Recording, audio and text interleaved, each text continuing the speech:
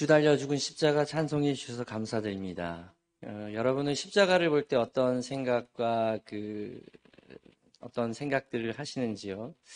저는 예수님의 손과 발이 생각이 납니다. 왜냐하면 예수님 손에는 스티그마, 흔들리지 않는, 변하지 않는 흔적이 있습니다. 그것이 바로 못자국일 텐데요.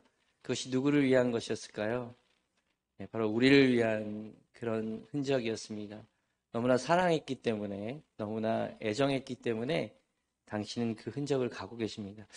여러분 손 한번 이렇게 한번 보시겠어요? 한번 자기 손 한번 보세요. 내 손에는 무슨 흔적이 있지? 어제 요리하다 다친 칼자국이 남아있나? 참 오랫동안 고생했다 내 손. 지금 발은 볼 수 없지만 여러분 발도 여러분의 평생의 하중을 견디면서 지금까지 살아왔습니다.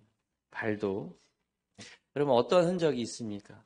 옆에 계신 분 한번 이렇게 좀 쳐다봐 주시겠어요? 쳐다보면 혹시 그분에게 예수님의 흔적이 보이십니까? 혹시 그분의 눈 안에 누군가를 위한 희생과 헌신의 그것이 보이십니까? 우리에게는 반드시 보여야 할 것이 있습니다. 바로 예수님의 흔적입니다. 예수님을 닮은 자리. 습관을 쫓아 오늘 감난산에 오신 여러분 주님의 이름으로 환영하고 축복합니다. 아마 33일 동안 기도하는 일 쉽지 않으실 겁니다. 새벽에 기도하시고 또 일하시고 여러 가지 어려움들도 있을 것입니다. 그러나 그 33일이 여러분의 흔적이 될 것입니다. 그래서 언젠가 여러분의 삶의 2023년의 33일의 기도가 나로 하여금 세상을 이기는 능력을 얻게 했다. 나를 살게 하는 힘이 될 것이다 라고 고백하는 귀한 순간이 올 것이라 믿습니다. 사순절입니다. 이 아름다운 봄날을 주신 하나님께 감사하며 여러분들과 함께 이 소중한 계절을 맞을 수 있게 되어 참으로 기쁩니다. 어렸을 때부터 교회를 섬겨오던 저에게 주님의 고난과 부활이 왜 이 즈음일까? 왜 항상 3, 4월에 걸쳐 있을까 하는 생각했습니다.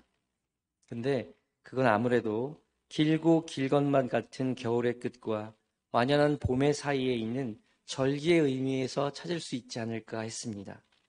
횟집한 겨울의 땅에서 모든 것이 죽은 것 같고 없어진 것 같은 앙상한 나무와 땅에서 우미 트고 새싹이 자라고 꽃이 피는 이 아름다운 계절을 맞이하면서 하나님은 참으로 우리 민족을 사랑하시는구나 라는 생각이 또 한 번 들었습니다. 만약 우리가 지금 지구 반대편인 호주나 칠레 혹은 남반구에 있거나 더운 적도 지역에 살았다면 우리가 이 봄의 소중함을, 부활이라는 개념을 잘 이해할 수 있었을까요? 모든 생명이 사라지는 것 같고 모든 생명의 기운이 보이지 않는 겨울을 지나 반드시 초록의 싹이 자라나고 생명의 계절이 오는 진리를 우리는 보게 되는 것입니다. 우리 민족은 매년 이 아름답고 분명한 사계절을 통해 사도 바울이 말한 자연 속에 새겨진, 숨겨진 하나님의 섭리와 그 뜻을 깨닫는 축복을 받은 사람들인 것 같습니다. 참으로 감사할 수밖에 없는 우리들입니다. 사실 말씀을 오래전에 준비하면서 다른 말씀으로 여러분에게 전하려고 준비하고 있었습니다. 그런데 사순절 기간을 맞이하면서 하나님께서는 자꾸만 자꾸 다른 토픽을 저에게 주셨어요. 사순절에 맞는 말씀을 준비해 보라는 것이었습니다. 그런데 저에게 어떠한 그 성경 구절이나 어떤 말씀을 생각나게 해주신 게 아니고 이 문구를 생각나게 해주셨어요. 여러분들도 잘 아시고 많이 들어봤을 겁니다. 중요한 건 꺾이지 않는 마음. 2022년도에 굉장히 많은 사람들이 언급했고 구글이나 이런 검색 엔진에서 가장 많이 언급됐던 문구라고 해요. 조금은 지났지만 여러분들이 아마 월드컵에서 이 이야기를 많이 들어봤을 것 같은데요. 여러분 벌써 월드컵이 까마득한 옛날처럼 들리시죠? 3개월밖에 지나지 않은 이야기입니다. 잠깐 다시 그때로 돌아가자면 작년 12월에 뜨거운 겨울입니다. 원정 16강을 목표로 저희 대한민국이 속해 있던 H조는 11월 24일 세계적인 강호 우루과이와 백중의 경기를 펼치고도 결국 0대0의 무승부를 아쉽게도 얻게 됩니다. 근데 4일이 있었던 반드시 이겨야만 했던 가나와의 경기에서 우리나라는 이겨야 했는데 오히려 아쉽게 2대3의 석패를 안게 됩니다. 결국 우리가 원하는 16강에 오르기 위해서는 반드시 포르투갈을 이기고 가나와 우루과이가 비겨야 하는 참 쉽지 않은 경우의 수를 따지게 되는 거의 사실상 불가능한 시나리오를 우리가 안게 됩니다. 이때 이 절대절명의 순간에 대한민국의 주장이었던 손흥민 선수가 글 하나를 씁니다. 안아골절이라고 얼굴을 크게 다치는데요. 출전이 불가능했는데 그 타이거 마스크를 쓰고 죽어라 뛰어다니는 대한민국의 주장입니다. 어제도 열심히 뛰던데요. 바로 이 문구가 바로 중꺾마. 젊은 친구들은 이렇게 줄여서 부릅니다. 중요한 건 꺾이지 않는 마음. 오늘 설교의 제목을 가져오게 된 바로 문구입니다. 사랑하는 여러분, 여러분은 이제 지난 일이기에 별로 감동이 없으시겠지만 그 당시 우리나라가 16강에 오르려면 기적과도 같은 일이 필요했습니다. 실제로 우리나라보다 포르투갈은 세계 랭킹으로 보나 호날두라는 걸출한 스타일을 가진 팀으로 객관적으로 저희가 이길 확률은 매우 낮았던 것이 사실이었습니다. 축구나 스포츠의 세계에서 이변이라는 단어가 각국 나오긴 하지만 실제로 그건 이변인 거지 대부분의 경우 잘하는 팀이 이기는 것이 스포츠의 정설입니다.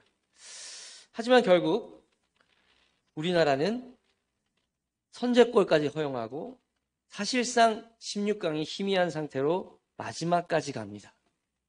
그런데 어떤 일이 일어났는지는 여러분들 잘 아시죠? 후반 44분까지 16강이 진출이 불가능한 마지막 상황에서 1분을 남겨놓고 손흥민 선수가 그 보이지도 않는 타이거 마스크 사이로 어시스트한 공을 황희찬 선수가 밀어넣습니다. 그런데 또 놀라운 건 가나와 우루과이가 비겨서 결국 우리나라가 16강에 진출합니다. 물론 세계 1위 브라질을 만나서 16강에서 그 도전은 멈춰졌지만 저는 제가 경험한 여러 스포츠 이벤트 중에 가장 최고의 순간이었다고 말할 수 있습니다. 그런데 이 이야기를 한 손흥민이라는 선수는 바로 손흥정 감독이라는 아주 독실한 기독교인이라는 것을 여러분들도 잘 알고 계실 겁니다. 이 설교를 준비하면서 제가 이 꺾이지 않는 마음이라는 문구를 찾아보고 알아보다 보니까 이 문구는 실제로는 손흥민 선수가 처음 한 얘기가 아니었더라고요. 여러분은 잘 모르시겠지만 요즘 아이들이 가장 좋아하고 즐거워하는 스포츠가 있습니다. 그게 무슨 스포츠냐라고 얘기하겠지만 이들은 e스포츠라고 부르며 이 스포츠를 매우 좋아합니다. 바로 게임 대회인데요. 이것을 중계방송하고 유튜브로도 중계하고 세계적인 대회는 정말 그 인기가 대단합니다. 저희들이 트롯 대회에 열광하듯이 젊은 친구들은 이 프로게임을 시청하고 열광합니다. 이런 프로게임 대회에서도 대한민국은 거의 세계 최고의 팀과 선수들을 보유하고 있는데요. 그 대회 중에서도 제일 큰 것이 롤드컵이라는 마치 축구의 월드컵과 같은 대회입니다. 이거는 이 대회에서 우승하는 것이 세계 최고의 프로게이머를 증명하는 것이며 그것이 세계 최고의 선수가 되는 방법이죠. 그런데 바로 작년 2022년 롤드컵의 우승자였던 그 DRX 팀의 김혁규 선수가 이 말을 처음으로 사용했다고 합니다. 실제로 이 선수는요, 이 대회에서 우승을 합니다. 그 우승 과정을 제가 살펴보니까 정말 경이로웠습니다. 이 과정을 제가 여기서 다 말씀드릴 수는 없습니다. 청소년 예배나 젊은 친구들이 있다면 제가 자료화면으로 보여주겠지만 여기서는 제가 생략하도록 하겠습니다. 우리에게는 그렇게 큰 감동으로 다가오지 않지만 이 중꺾마, 그 김혁규 선수의 우승은 앞으로도 이 게임계의 레전드라고 기적과도 같은 일이라고 이야기합니다. 그 마지막 결승에서는 세계에서 가장 강하다는 페이커까지 꺾었습니다. 사랑하는 성도 여러분, 제가 여러분에게 이 꺾이지 않는 마음을 이야기하는 이유가 있습니다. 여러분은 여러분 삶에 꺾이지 않는 마음이 있으십니까? 이것만큼은 절대로 꺾이지 않겠다는 그런 굳은 절개와 지조가 무엇입니까? 이것만큼은 절대로 지켜내고 이루고자 하는 마음은 무엇입니까? 무릇 지킬 만한 것 중에 내 마음을 지키라. 생명의 근원이 이에서 남이니라. 잠언은 말합니다. 어쩌면 우리는 마음으로 사는 것입니다. 마음이 바뀌고 생각이 바뀌고 생각이 바뀌면 습관이 바뀌고 습관이 바뀌면 인생이 바뀐다고 합니다. 옛말에도 그래서 마음 먹은 대로 산다고 하며 마음에 대한 수많은 격언들과 속담들이 존재합니다. 마음의 중요함은 아무리 강조해도 지나치지 않을 것입니다. 이제 사순절을 맞이하는 우리에게 우리 예수님은 본문에서 그 꺾이지 않는 마음을 절절하게 우리에게 보여주고 계십니다.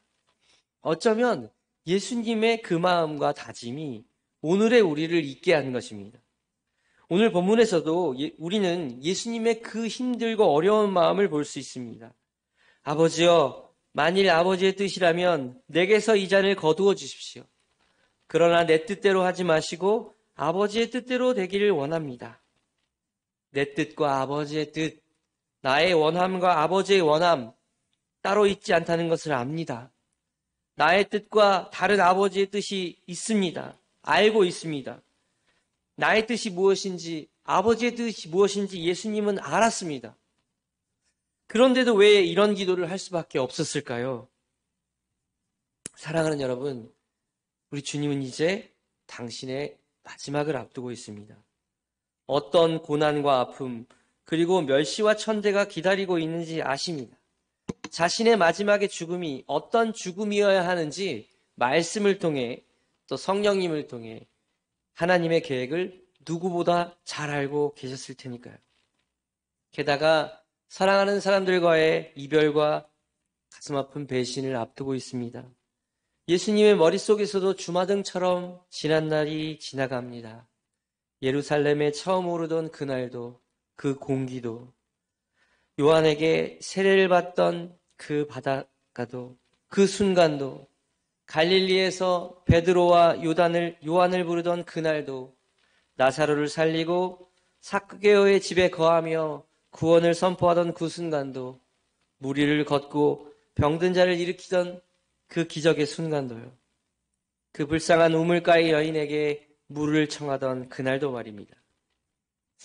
남겨질 예수님의 육신의 어머니인 마리아와 그 동생들에 대한, 그 미래에 대한 생각도 있으셨겠죠.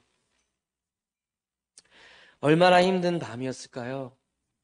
얼마나 피하고 싶은 시간이었을까요? 사랑하는 여러분, 여러분은 혹시 이런 순간을 앞에 둔 적이 없었나요? 힘든 것을 알고 있습니다. 피할 수만 있다면 피하고 싶은 순간 말입니다. 바꿀 수 있는 방법과 길이 있다면 피하고 바꾸고 싶은 그런 순간 말입니다. 그런데 말입니다. 우리의 인생을 돌아보면 이 피하고 바꾸고 어려운 이 순간을 그냥 피하고 바꾸었다면 어떤 일이 벌어졌을까요? 엄마들이 만약 아이들을 낳는 일이 힘들고 어렵다면, 그래서 그 일을 피했다면 어떻게 우리의 인류가 살아남을 수 있었을까요? 오늘날 대한민국의 가장 큰 문제가 지금 무엇인가요? 바로 아이들이 태어나지 않습니다. 울음소리가 들리지 않습니다. 부모들이 더 이상 아이들을 갖지 않으려고 합니다. 아이를 낳고 기르는 일이 너무나 힘들고 어려운 일이라는 것을 알고 있으니까요. 어린아이의 울음소리가 그치는 순간이 우리 민족에게도 너무나도 큰 위기입니다. 실제로 대한민국의 위기는, 미래는 이 일로 인해 일어나고 있습니다. 참으로 암담한 상황이지요. 세계에서 가장 낮은 출산율을 기록하고 있습니다. 다행히 그러나 참사랑 교회에서는 새로운 생명의 소식들이 들립니다. 참으로 감사한 일입니다. 아이들의 울음소리가 들립니다. 너무나 기쁜 일입니다. 군에 가는 일이 힘들고 어려운 일이라고 누구도 피해간다면 오늘날의 대한민국 존재할 수 있을까요? 전쟁이 일어났을 때 그 누구도 지키지 않는다면 어떻게 될까요?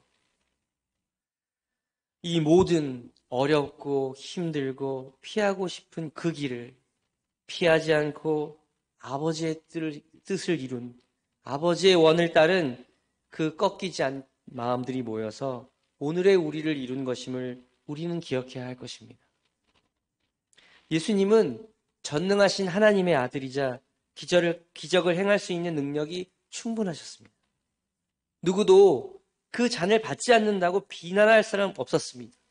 충분히 당신이 이 땅에서 이룬 것과 이루어야 할 것들에 대해서 강요하지 않았습니다. 누구도 이 일에 대한 책임과 의무를 묻지 않으셨습니다. 그럼에도 예수님은 그 길을 포기하지 않으셨습니다. 왜일까요? 바로 우리들을 위해서입니다. 하나님이시면서 인간이셨기에 고민과 번민의 날을 보내셨습니다. 그렇기에 이 잔을 거두어 달라고도 하십니다. 그래서 저는 이 기도가 참 좋습니다. 예수님이 저와 같아서요. 아버지여, 만일 아버지의 뜻이라면 이 잔을 거두어 달라고 합니다. 예수님은 하나님의 뜻을 알고 계셨고 성경을 통해 예시를 통해 이미 알고 계셨습니다. 그 고난과 십자가가 분명히 자신의 몫이라는 것을, 반드시 고난의 잔을 마셔야만 온 인류를 구할 수 있다는 것을 말입니다. 그 분명한 믿음과 선포가 있었음에도 예수님은 고민하신 겁니다. 그 마음에 그 잔을 드시고 싶지 않으셨던 것입니다. 아버지의 뜻이, 아버지의 원함이 십자가에 있음을 알고 있었지만 그 마음은 힘들었던 것입니다.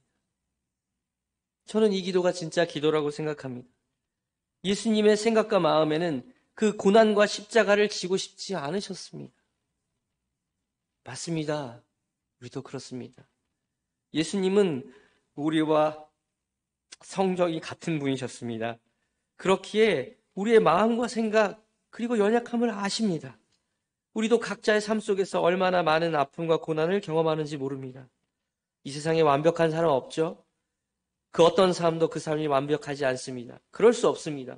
모든 것이 완벽하고 행복해 보이는 그 누구도 그 뒤한 길엔 숨겨져 있는 그림자와 아픔이 있습니다.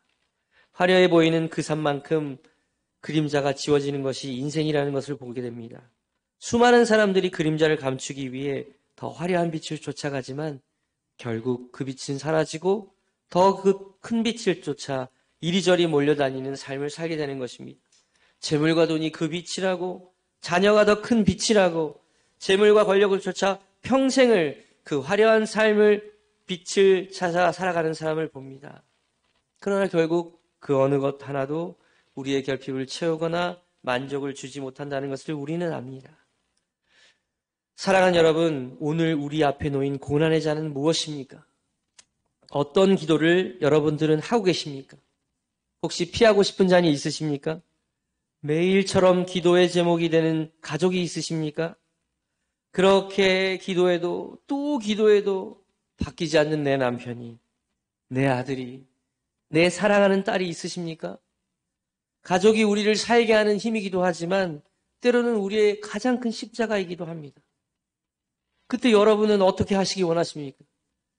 나의 십자가가 아니라고. 그 인간들 나의 기도로 바뀔 사람들이 아니야. 걔네들은 원래 그래. 그 친구들은 나랑 종족이 달라. 아예 DNA가 달라. 아니면 그래 원래 나는 십자가를 질 제목이 원래부터 아니었어. 핑계대고 고개를 내젓고 물러서실 것입니까? 아니면 예수님처럼 감람산에 올라 땀이 핏방울이 되도록 기도하시렵니까? 실제로 성경을 연구하는 학자들은 예수님의 이 기도를 실제로 일어났던 신체적인 현상으로 이야기하기도 합니다. 의사였던 누가복음의 저자 누가는 이때 상황을 의학적인 용어로 설명하고 있습니다. 우리말에는 땀이 핏방울처럼 떨어졌다고 했지만 이것은 실제로 땀 속에 피가 섞여 나오는 헤마티드로시스라는 현상을 표현한 것이라고 합니다. 이런 현상은 심한 고뇌, 긴장, 극단적인 감정의 순간에 모세혈관이 파열되어 땀샘으로 배출되는 현상이라고 합니다. 이 말씀은요, 예수님께서 정말 감람산에서 목숨을 건 사생결단의 기도를 하셨다는 겁니다. 이런 기도가 있었기 때문에 예수님은 아버지의 뜻을 따를 수 있었고 결국 십자가를 질 수 있었습니다. 여러분은 이 정도의 기도를 누군가를 위해서 혹은 바뀌지 않는 어떠한 상황을 위해서 기도해 보신 적이 있습니까? 바뀌지 않는 사람과 환경으로 이내 곧 포기하게 되는 것이 우리의 보통의 기도 생활이 아니었는지 다시 한번 우리의 기도의 수준을 생각해 보아야 할 것입니다. 요즘 저희 아내가 라엘이와 함께 매일 성경 3장을 읽고 있습니다. 집에서 성경을 읽는 소리가 들리니 참 좋습니다. 근데 시작한 지 얼마 안 돼서 아직 창세기예요. 그런데 창세기를 읽고 있는데 이번 주에 그 요셉과 형제들이 만나는 장면을 읽게 되었습니다. 그 장면이 얼마나 극적이고 가슴이 먹먹하든지, 요셉의 그간의 삶이 얼마나 기구고 힘들었는지, 그 형제들을 만나는 자리에서 얼마나 큰 소리로 울었는지 성경엔 이렇게 나옵니다. 이집트 사람들이 모두 들었대요. 그리고 바로의 궁정에서도 들릴 만큼 엉엉 울었답니다. 얼마나 그 속안에 토해내야 할 것이 많았을까요? 그리고는 이내 울음을 그치고 묻습니다. 내 아버지는 살아계십니까? 얼마나 보고 싶었을까요? 요셉이 그 놀란 얼굴로 자신을 팔아버린, 정말 원수보다도 더 원망스러운, 정말 자기가 그럴 능력이 있었잖아요. 총리로 충분히 그 형제들에게 보복할 수 있었죠. 그런데 그가 이렇게 얘기합니다. 제가 형님들이 이집트에 팔아버린 형님들의 동생 요셉입니다. 떨고 있고 배고파서 오랜 여행으로 초라한 형제들에게 그는 이렇게 얘기합니다. 형님들이 저를 이곳에 팔았다고 해서 근심하거나 자책하지 마십시오. 이는 하나님께서 생명을 구하시려고 저를 형님들보다 먼저 여기로 보내신 것이라고 고백합니다. 얼마나 멋있습니까? 정말 믿음으로 사는 이로써 최고의 고백을, 승리의 고백을 보여주는 것입니다. 그런데 이렇게 되기까지 요셉은 어떤 기도를 했을까요? 그 부모님의 사랑과 애정을 받던 삶에서 형제들의 시기와 질투로 죽음의 구덩이에 갇힙니다. 한 번도 가보지 못한 곳으로 노예로 팔려가고, 잘생겨서, 못생겨서도 아니고 잘생겨서 억울한 누명으로 옥살이 합니다. 감옥에서 만난 사람 구해줬더니 결국 기억도 하지 않고 그를 오게 놔둡니다. 그 마음은 어땠을까요?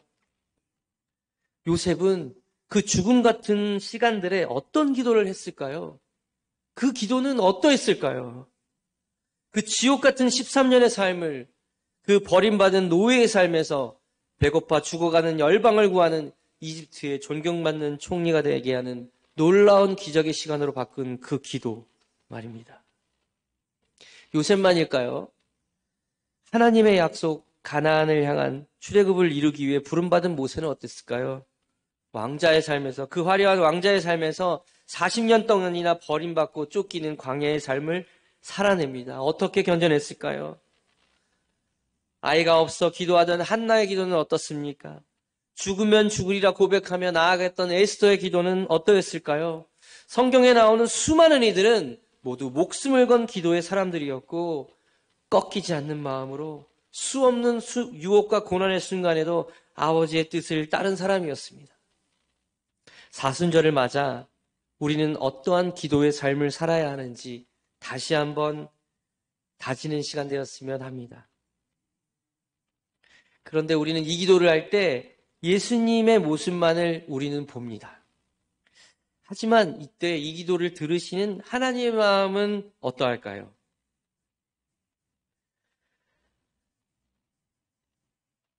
저는 성탄절이 우리에게는 참 기쁜 날이지만 하나님의 입장에서는 참 힘든 날이 아닐까 하는 생각을 하는 사람들입니다. 특별히 자녀들을 낳고 기르면서 더더욱 그렇습니다. 이 세상에서 가장 힘든 사람들이 누굴까 생각해보면 사랑하는 자녀들을 가슴에 묻고 살아가는 사람들이 아닐까 합니다. 하나님은 이제 독생자 아들의 죽음을 목도해야 합니다. 함께 이 아름다운 세상을 창조했고 모든 시간을 함께한 이 세상의 단 하나의 주인이었습니다. 그런데 그 아들을 피조물인 우리들을 위해 희생해야만 하는 순간 앞에 서 있습니다. 우리는 기도할 때 하나님의 마음과 생각을 생각하지 않을 때가 너무 많습니다. 그저 우리의 상황과 형편만을 생각해서 하나님의 마음과 생각을 고려하지 않을 때가 더 많습니다. 하나님은 우리의 좋은 아버지십니다. 누구보다 우리를 더 잘 알고 계십니다. 그렇기에 그분의 뜻은 늘 옳습니다. 아멘입니다. 아버지의 마음을 안다면 좀 더 하나님의 뜻을 믿게 될 것입니다. 저는 요즘 나는 신이다라는 다큐 프로그램을 보았는데요. 많은 분들이 보았더라고요. 특히 JMS로 알려진 사이비 교주에 대한 고발 이야기로 세간이 뜨겁죠. 그런데 JMS를 쫓는 나쁜, 정말 나쁜 놈을 쫓는 사람들 중에 현재 단국대학교 수학과 교수인 김도영 교수의 이야기를 보았습니다. 정명석을 쫓던 중에 홍콩에서 정말 오랫동안 쫓다가 홍콩에서 미치광이를 잡아서 홍콩 경찰한테 인계를 했습니다. 그런데 돈이 많으니까 그 사람이 보석으로 풀려나서 중국으로 도망가게 됩니다. 그러고는 나머지 일당에게 김도영 교수를 테러하라고 명령을 합니다. 결국 김도영 교수는 이를 직감하고 도망친 상태에서 아버지에게 전화를 합니다. 아버지도 조심하시라고. 그런데 그 순간에 테러를 당합니다. 이 아버지가. 20여 년이 지난 일이지만 그때를 생각하면서 김도영 교수는 눈물을 흘렸습니다. 그 아버지는 지금도 눈이 감기지 않습니다. 얼마나 많이 맞았기에 그때 죽음의 위기를 여러 번 겪어냅니다.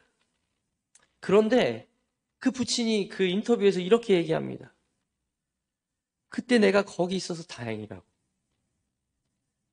내 아들이 거기 있지 않은 게 얼마나 감사한 일인지라고 이야기하면서 오히려 그때를 기억했습니다.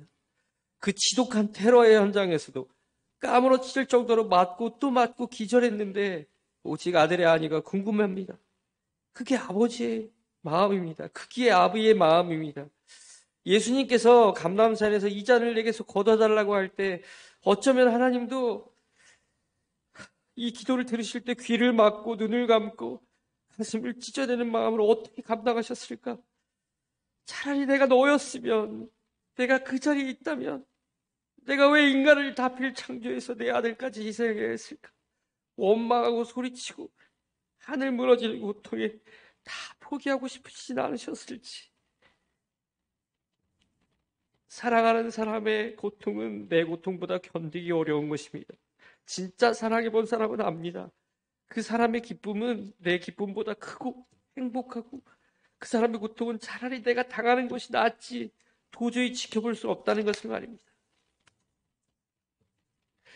이 세상에 수많은 슬픔과 아픔이 있지만 알면서 자녀의 희생과 슬픔과 고난과 멸시를 참아내야만 했던 아비가 얼마나 있을까요? 그래서 저는 우리를 향하신 하나님의 사랑이 끝없고 무한하다고 믿습니다. 하나님께서 우리를 사랑하사 하나밖에 없는 독생자 예수 그리스도를 주신 것이 얼마나 큰 사랑과 은혜인 것을 오늘 이 사순절에 다시금 깨닫기를 원합니다. 그래서 저는 그 어느 누구도 그 어떤 고통과 고난에도 하나님을 원망하거나 탓할 수 없습니다. 하나님 크신 사랑은 측량다 못하고 하늘을 두루마리 삼고 나를 먹물 삼아도 하나님의 사랑을 다 기록할 수는 없는 것입니다. 사랑하는 성도 여러분, 아들은 이제 죄송합니다. 아버지의 마음을 알았습니다. 그 아픔과 고난을 당할 것을 알았고 그 찢어지는 아버지의 마음도 알았습니다. 그러나 그에게는 이제 굽힐 수 없는, 단 한 번도 잊을 수 없는 단 하나의 꺾이지 않는 마음이 있습니다.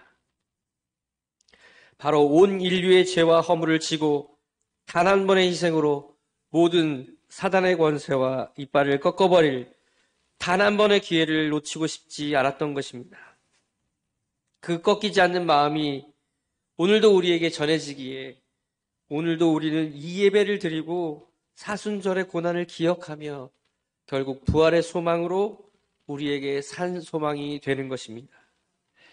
그 감람산의 기도가, 그 핏빛 기도가 오늘도 남아 우리에게 전해져 아버지의 뜻을 이루고자 살아가는 우리에게 본이 되며 삶의 모퉁이 돌이 될 것입니다.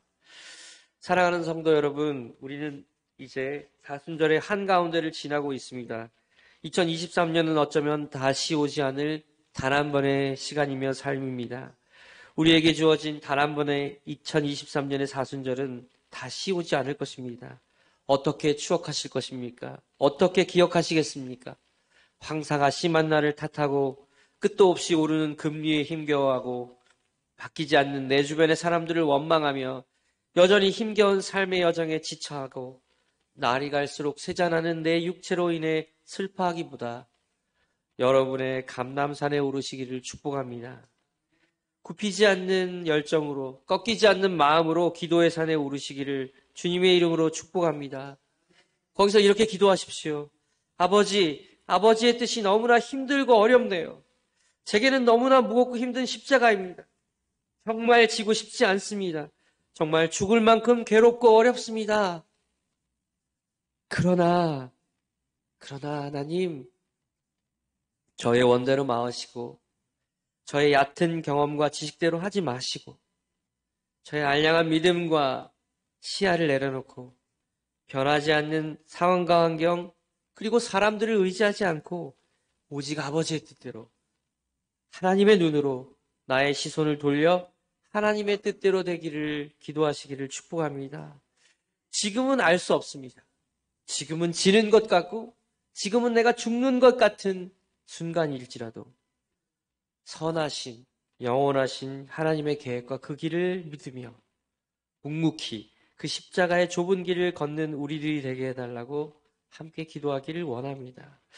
오늘 이 시간이 2000년 전 예수님이 오르신 감람산의 그날 저녁이 되게 해달라고 이 예배의 시간이 이 자리가 예수님의 감람산의 승리의 기도의 자리가 될 수 있도록 우리 이 시간 함께 찬양하고 기도하는 시간을 갖기를 원합니다.